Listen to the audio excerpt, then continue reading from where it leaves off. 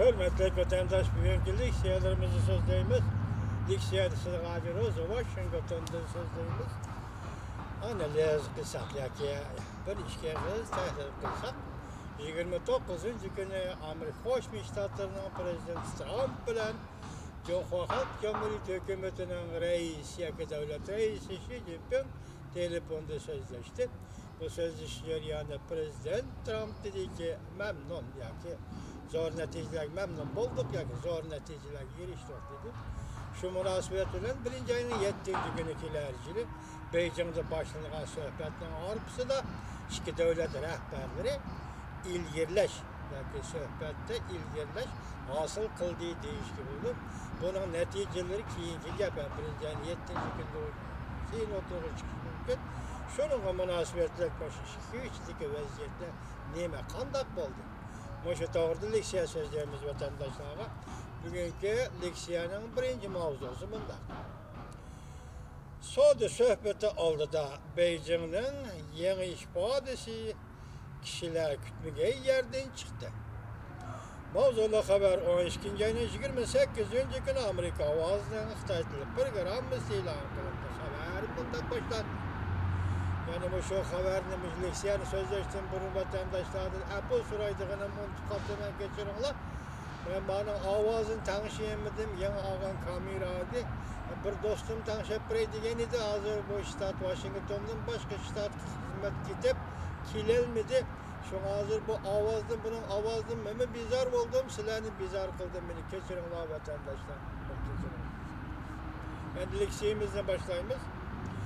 Amerika Cumhuriyeti iki devlet başlıkları 12. ayının 5'de Soğudu uğraşını to'xtatishga 90 günlük mühlet bilen kelişim imzalagan idi. Yani Cumhuriyet'e 90 günlük mühlet beriş bilen kelişim imzalagan idi. Cumhuriyet Tashqi ishlar ministerligining bir nafar yuqori darajalik amaldori mundaq ko'rsatdi. Shu kundan boshlab Amerika Cumhuriyeti iqtisod vakillari ömrüge izchil aloqa qilishga tirishchanlik ko'rsatib, savdo talash tortishni hal qilishda ilgirlash hosil qildi. Demak, 12. ayının 1. gündən taki mush kungacha savdo vakillari, savdo suhbat vakillari o'zaro fikrlashdi, suhbatlashdi degan so'z. Cumhuriyet'in aloqador matbuotning 28. günü Tashqi ishlar ministerligining bayonotchisi Axborot Mahkemesi'nin başlığı Lukan'ın ötken hafta Yaponiya Radyo Televiziya şirketi NHK muhbirinin ziyaretini kabul kılganda işlagan filmni ilan kıldı. Lukan Yaponiya muhbirinin koygan suallarga cevap bergende mundaq dedi. 12. ayının 1. günüden beri Cumhuriyet Amerika iki devlet iqtisod köməkləri həqiqətən işini axsatmay, astılatmay, tirishchanlik bilan xizmat qilyapti. Cumhuriyet Savdo ministerligining bayonotchisi Gofin o'tgan haftaning 4. günü mundaq ko'rsatdi.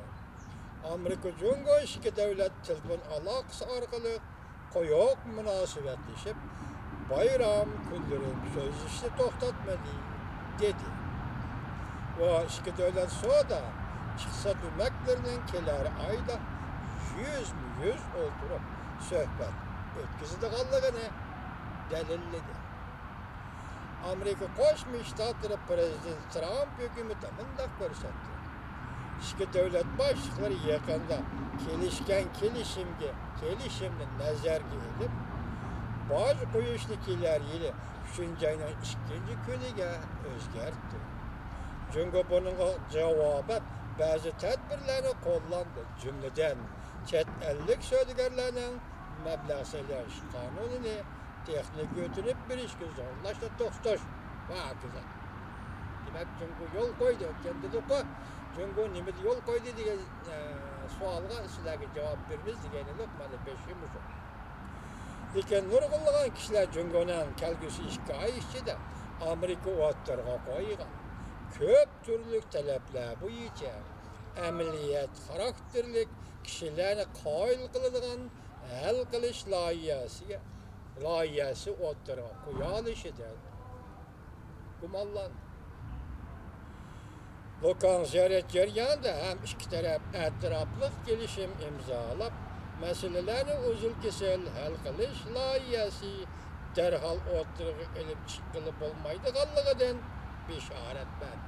Lekin o mundaqdır. İki taraf kuruluş karakterlik layihə tüzdüğanlı bolsa, iki taraf köngül bölüp atkan meselelerini ebedge hal kılıp ketelmesek mi, ilgirleşne kolga keltirdiğanlı bolsak, iki taraf hemkarlıkni çoğunkurlaştırıp, halkara cemiyetki ve halkara bazarga uçur tarqasak, men oylayman bu bir yaxşı netice bolup hesaplanır. Prezident Trump hükümeti texnik ötünüp bir işki mecburlaş, aklı mülk hukukunu kovdaş, gayri tamoyzi beci korgallarını elivitiş, internet hücumu kılış ve oğurluk kılış meselesi de çünkü yani kandak tedbirlerini algandı soğudu vuruşunun örlep geçişiden saklanğılı, vuruşunun örlep geçişiden saklanğılı bulunduğanlıkını belki doğru, bu şu doğru da Amerika hükümeti de bir şey der mi? Yani bir haber. Prezident Trump'ın baş siyasetinin zərbi veriş gücü 2019 yılı Beijing'e eğer zərbi elip geldi. Mavzula haber 12. ayının 27. günü CNBC, Amerika'nın CNBC televizyası ilan kılındı haber. Bundan başlar. Amerika Cumhur Soğudu uğraşı bugünküçe 6 ayga davamlaştı. Təhlilçiler bundan görsetti. 2019 yılı Amerika'nın baş koyu siyaseti Cumhur iktisadıga eğer zərbe elip geldi. NBC 12. ayının 26. günü haber kılıp bundan görsetti. İktisatşünaslar, bilim haznesi, Cumhur iktisadı boyunca mütehassıs Tom Rappariti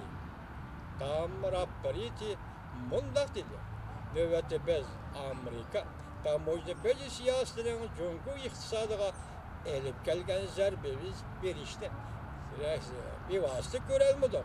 İken kiler görelim. Sanat ve eksport kılış Cumhur iktisadı terakki kıldırıştan iki hareketlendirgücü küçüğü dep karılıp gelgen. Bir sanat, ikincisi eksport. Bu Cumhur iktisadının hareketlendirgücü küçüğü dep karılıp gelgen.